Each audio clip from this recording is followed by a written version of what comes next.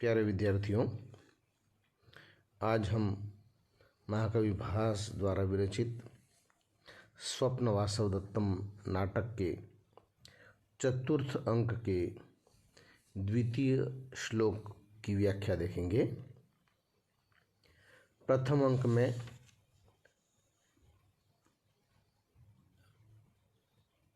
हमने देखा कि योगेंद्रायण परिव्राजक के वेश में और वासवदत्ता अवंतिका के वेश में है।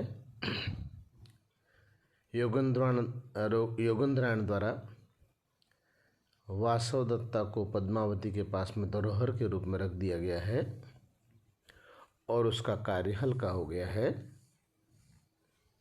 द्वितीय अंक में वासवदत्ता और पद्मावती प्रमद वन में खेल रही होती हैं। उसी समय सूचना दी जाती है कि वत्सराज उदयन किसी कार्यवश मगधराज दर्शक के पास में आए थे और उनके गुण और सौंदर्य पर मुग्ध होकर के पद्मावती का विवाह उदयन के साथ निश्चय कर दिया गया।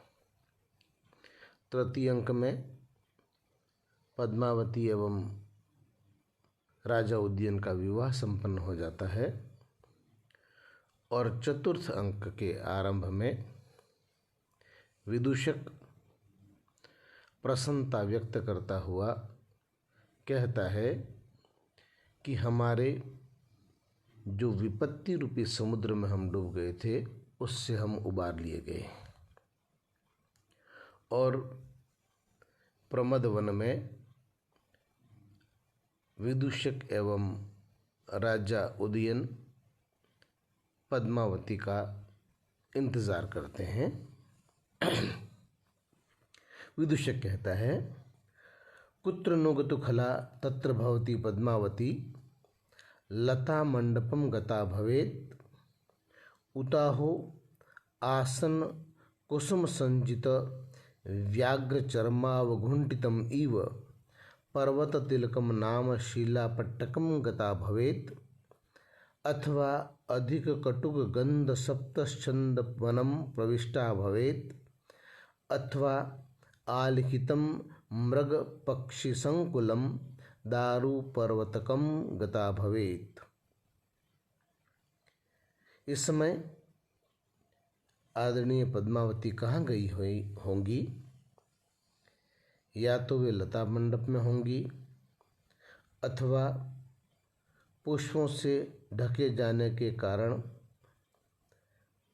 व्याघ्र चर्म से ढके हुए के समान दिखने वाले पर्वत तिलक नामक शिलाखंड पर गई होंगी अथवा अधिक कड़वी गंध वाले सप्तछद वृक्षों के वनों में गई होंगी अथवा दारू पर्वत पर गई होंगी जहाँ पशु पक्षियों के चित्र बने हुए हैं।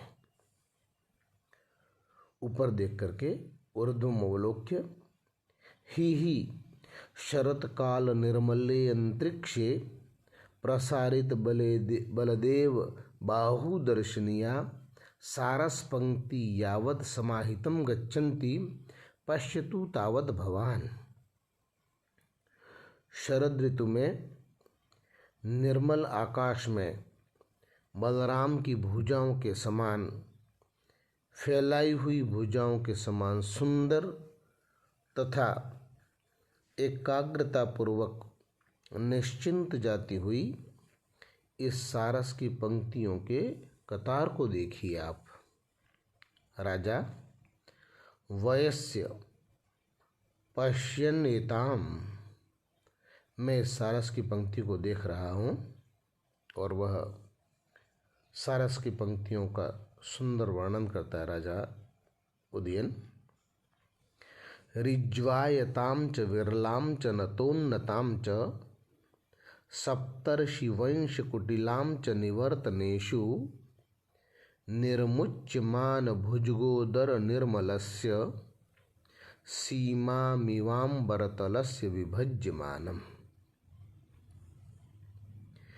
ऋज्वायतां च विरलां च नतोन्नतां च निवर्तनेषु सप्तर्षिवंशकुटिलां च निर्मुच्यमानभुजगोदर निर्मलस्य अम्बरतलस्य विभज्यमानां सीमाम् इव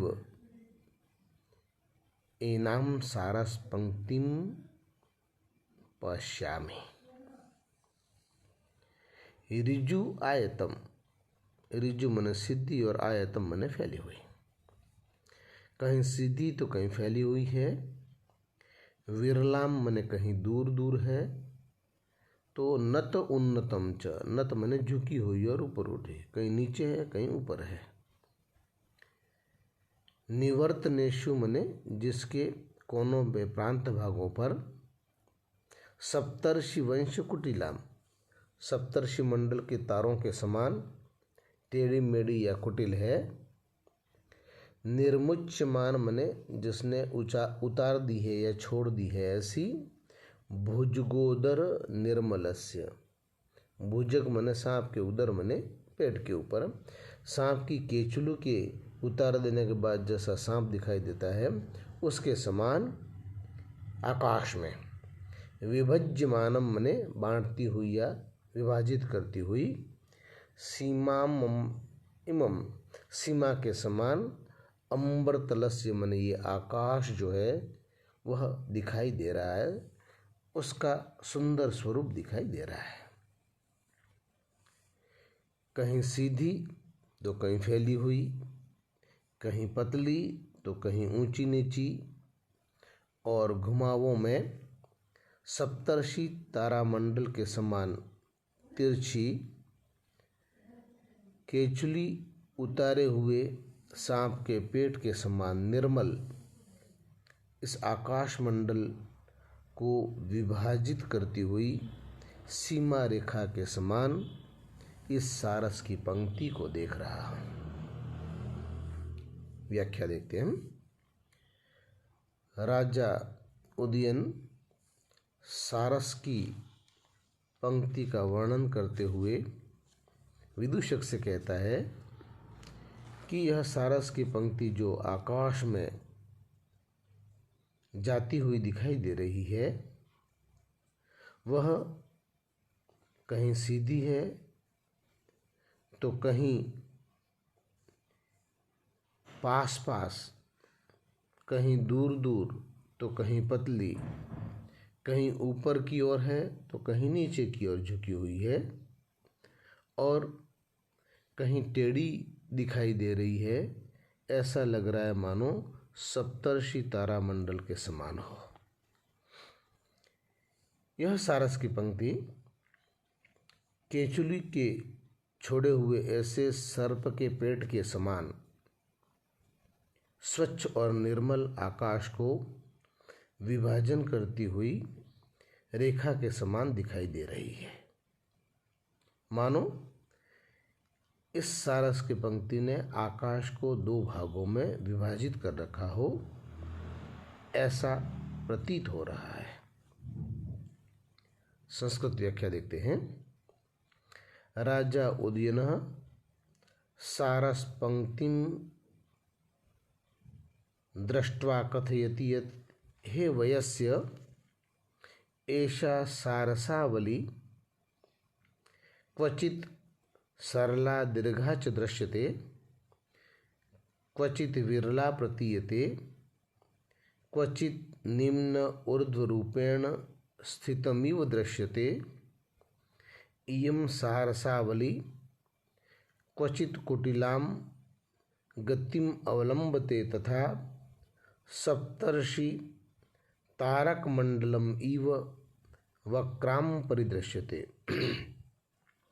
मन्यते तावदेषा सारसपंक्ति सद्य मुक्तकंचुक सर्पोदर स्वच्छ आकाशतलस्य क्रियमाण विभागाम सीमारेखामिव प्रतिभाति एषा मनोरमाम सारसपंक्तिम पश्यामि। राजा उदयन ने यहाँ प्रकृति का बहुत सुंदर वर्णन किया है। आकाश में उड़ने वाली स्वच्छंदता पूर्वक सारस की पंक्तियों का बहुत ही आकर्षक वर्णन किया है। वसंत तिल का छंद है और स्वाभावोक्ति अलंकार है। व्याकरणात्मक टिप्पणी देखते हैं हम। ऋज्वायताम ऋजुश्च असौ आयताताम कर्मधारय समास है। नतोन्नताम नता च असौ उन्नताताम, इसमें भी कर्मधारय समास है। सप्तर्षि वंश कुटिलाम सप्त च ते ऋषयः इति सप्तर्षियः। सप्तर्षिणाम वंशः स इव कुटिलाताम, षष्ठी तत्पुरुष समास है। निर्मुच्यमान भुजगोदर निर्मलस्य निर्मुच्यत इति निर्मुच्यमान च असौ भुजगः तस्य उदरम तत इव निर्मलम। निर उपसर्ग पूर्वक मुंच धातु और शानच प्रत्यय मिल के निर्मुच्यमान शब्द बना है। विभज्यमानम में भी उपसर्ग है, भंज धातु है, शानच प्रत्यय और टा प्रत्यय मिल करके विभज्यमानम शब्द बना है। तभी चेटी भी उस उपवन में बैठी हुई पद्मावती और वासवदत्ता को कहती है, पश्यतु पश्यतु भर्तदारिका एताम कोकणद माला पांडु रमणीयाम सारस पंक्तिम यावत् समाहितम गच्छन्ति थी। अहो भरता। चेटी कहती है, राजकुमारी जी देखिए देखिए, यह श्वेत कमलों की माला के समान उज्ज्वल एवं मनोहर तथा समगति से एकाग्रता पूर्वक जाती हुई इस सारस पंक्ति को देखिए। अरे यहाँ भारता और स्वामी आ गए। पद्मावती, हम आर्यपुत्र आर्ये तव कारणाद आर्यपुत्र दर्शनम परिहरामि तदिदम तावन माधवीलता मंडपस्य प्रविशामः। पद्मावती कहते हैं, ओहो आर्यपुत्र हैं, हे आर्य, तुम्हारे कारण मैं आर्यपुत्र के दर्शन का परित्याग कर रही हूँ, इसलिए इस माधवी लता मंडप में प्रवेश करते हैं। वासवदत्ता एवं भवेत ऐसा ही हो तथा कुर्वंती, और वे तीनों ही माधवी लता मंडप में चले जाते हैं। विदूषक कहता है, तत्र भवती पद्मावती गत्या निर्गता भवेत। मुझे लगता है कि पद्मावती यहाँ से आकर के चली गई है। राजा कहते हैं, कथम भगवान जानाति, आप कैसे जानते हो, आपको कैसे पता लगा? तो विदूषक कहता है, इमान अवचित कुसुमान शेफालिकान गुच्छान प्रेक्षताम तावद भवान। आप इस हरसिंगार के पुष्पों को, जो यहाँ से तोड़े गए हैं, पुष्प जिनके चुन लिए गए हैं, ऐसे पुष्पों को देखिए। राजा कहता है, अहो विचित्रता कुसुमस्य वसंतकः। हे वसंतक, इन पुष्पों की सुंदरता बहुत ही श्रेष्ठ है, फूलों की सुंदरता बहुत उत्तम है। वासवदत्ता आत्मगतम मन ही मन कहते हैं, वसंतक संकीर्णोतेन नाहम पुनर्जानामि उज्जैन्याम वर्तः इति। वसंतक के नाम को सुन लेने से मुझे ऐसा लगता है कि मैं पुनः उज्जैनी में हूँ, ऐसा प्रतीत हो रहा है। राजा कहता है, वसंतक अस्मिनेव आसीनो शिलातटे पद्मावतीम प्रतीक्षामहे। अपन इसी शिलाखंड पर बैठ करके और पद्मावती की प्रतीक्षा करते हैं। विदूषक कहता है, भोस्तावत, ठीक है, ऐसा ही हो। उपविश्य उत्थाय, बैठ करके और खड़ा हो जाता है। ही शरद काल तीक्ष्णो दुस्सह आतपः तमिदम तावत माधवी मंडपम प्रविशावा। शरद ऋतु में ये जो कड़ी धूप है वो असहनीय हो गई, अतः हम इस माधवी लता में प्रवेश करते हैं। राजा कहते हैं वाढ़म गच्छाग्रतः, ठीक है आप आगे आगे चलिए। विदूषक एवं भवतु, ऐसा ही हो। और उभौ परिक्रामतः, दोनों घूम करके माधवी लता में प्रवेश करने की कोशिश करते हैं। पद्मावती एवं आकुलम कर्तु कामः आर्य वसंतकः किम इदानीम कर्तुम। अरे आर्य वसंतक तो सब कुछ चौपट करना चाहते हैं, किम इदानीम कुर्मः, क्या किया जाए इस समय। चेटी कहती है भरतदारी के एताम मधुकर परिनिलितानाम अवलंब ताम अवधूय भरतारम वारयिष्यामि। हे राजकुमारी, इस भौं से युक्त इस लता को हिला करके और मैं स्वामी को इस लता मंडप में आने से रोकती हूँ। भंवरे उड़ेंगे तो वे रुक जाएंगे। पद्मावती एवं कुरु, ठीक है ऐसा ही कीजिए चेटी तथा करोती, और चेटी वैसा ही करती है। विदूषक अविधा अविधा तिष्ठतु तिष्ठतु तावद भवान। राजा ओह ओह रुकिए रुकिए रुकिए आप महाराज। राजा कहता है किमर्थम, किस लिए। विदूषक कहता है दास्याः पुत्री मधुकरी ताड़ितोस्मि। अरे इन नीच भौरों के द्वारा मैं दुखी हो रहा हूँ, पीड़ित हो रहा हूँ, मेरी ओर आ रहे हैं। राजा कहता है मामा भवादेनम मधुकर संत्रास परिहार्य पश्य।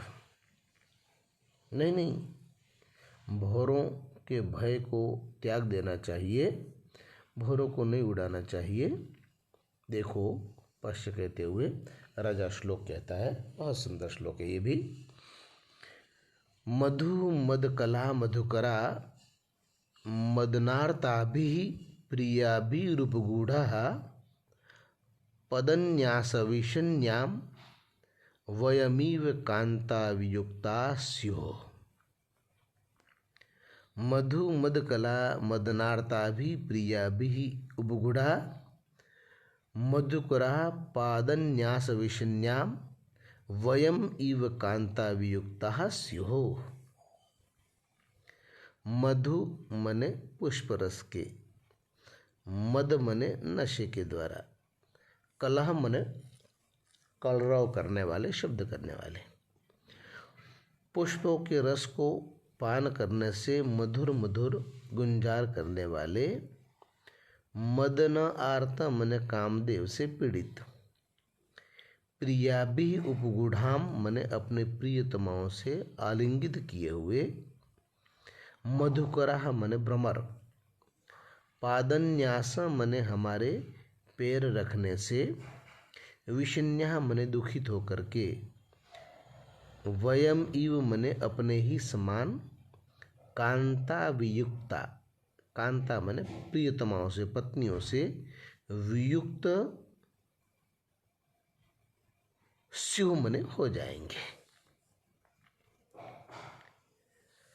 पुष्परस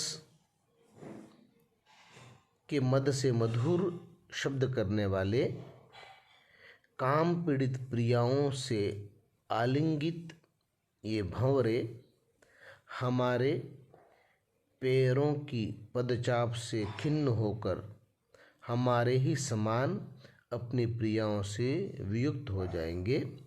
इसलिए हमें इन भ्रमरों को अपनी प्रियाओं से वियुक्त नहीं करते हुए इस माधवी लता मंडप में प्रवेश नहीं करना चाहिए, बाहर ही बैठ जाते हैं।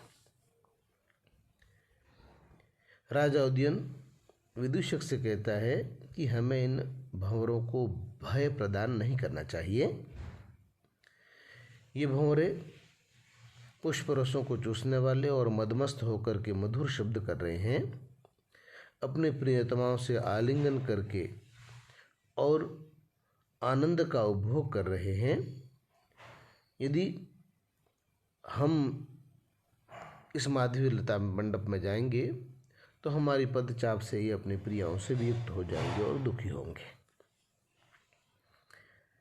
संस्कृत व्याख्या देखते हैं। राजा कथयति यत् भ्रमराः न पीडनीयाः एते भ्रमराः पुष्परस पानगता अव्यक्त मधुरम यथा स्यात् तथा गुंजनम इति तथा च काम पीड़ाभिः प्रियाभिः भ्रमराभिः आलिंगिताः सन्ति।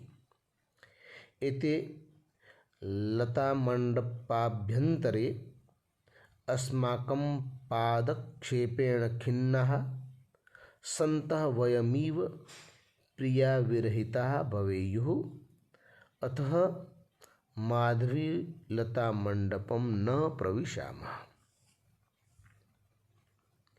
इस श्लोक में राजा उदयन ने अपनी प्रियतमा से वियुक्त होने का जो दुख भोगा है उसको इन भ्रमरों के माध्यम से अभिव्यक्त किया है। आर्या छंद प्रयुक्त हुआ है इसमें और परिकर अलंकार इसमें प्रयुक्त हुआ है। मधु मदकला कलह अस्ति येषां ते कलह मधु नो मदः मधुमदेन कलह इति तृतीय तत्पुरुष है। मदनार्ता भी मदनेन आर्ताता भी तृतीय तत्पुरुष समास है। उपगूढ़ा में उप उपसर्ग पूर्वक गुह धातु और कृत त प्रत्यय प्रयुक्त हुआ है। पादन्यास विषन्या पादयो न्यास तेन विषन्या षष्ठी और तृतीय तत्पुरुष है। कांता वियुक्ता कांतया वियुक्ता तृतीय तत्पुरुष समास है। कांता में कम और त प्रत्यय मिलकर के और टाप प्रत्यय मिलकर के कांता शब्द प्रयुक्त हुआ है। विदूषक कहता है एवं भवतु, ठीक है ऐसा ही हो। उभा उपविशतः दोनों बैठ जाते हैं। राजा अवलोक्य देख करके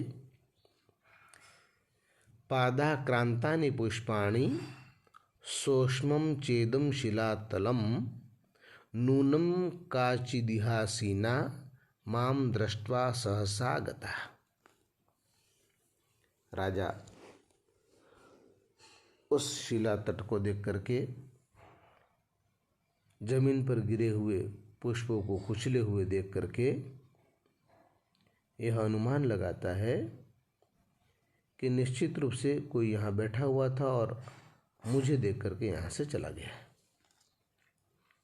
पुष्पाणि पादाक्रांतानि इयं शिलातलं च सोष्म नूनं काचिदिह आसीना माम दृष्ट्वा सहसा गता। पुष्पाणि मने फूल, पादाक्रांतानि मने पैरों से कुचले हुए हैं। इदम शिलातलम और यह जो शिलातल है वह भी सोष्णम मने उष्ण है, गर्म है। नूनम मन निश्चित ही, काचित इह आसीना कोई स्त्री यहाँ पर बैठी हुई थी और माम दृष्टवा मुझे देख करके सहसा गता अचानक चली गई है। राजा आसपास की परिस्थितियों को देख करके और कहता है कि पुष्प पैरों से कुचले हुए हैं और यह शिला तट है वह भी गर्म है, अतः निश्चय ही कोई स्त्री यहाँ बैठी हुई थी और मुझे देख करके अचानक यहाँ से चली गई है। राजा अपने मित्र वसंतक को कह रहा है कि हे मित्र, अभी अभी कोई यहाँ से गया है ऐसा प्रतीत हो रहा है, क्योंकि ये फूल जो हैं गिरे हुए वो पैरों से कुचले हुए दिखाई दे रहे हैं और जिस शिला तट पर हम बैठे हैं वो गर्म है। कोई बैठा रहता है किसी स्थान पर तो वो स्थान गर्म हो जाता है। क्योंकि इस प्रमद वन में पुरुषों का आना निषेध है, इसलिए कोई स्त्री यहाँ पर बैठी हुई होगी और यहाँ से तुरंत चली गई होगी। राजा विदूषकः कथयति यत्र अत्र आसीत् काचित् बाला उपविष्टः कारणं चरणैः मर्दितानि कुसुमानि विकर्णानि सन्ति इयं दृश्यमानं प्रस्तरतलमपि शोषणां वर्तते। अस्मात् कारणात् निश्चितरूपेण काचित् बाला अत्रोपविष्टा आसीत् या माम् अवलोक्य झटिति याता।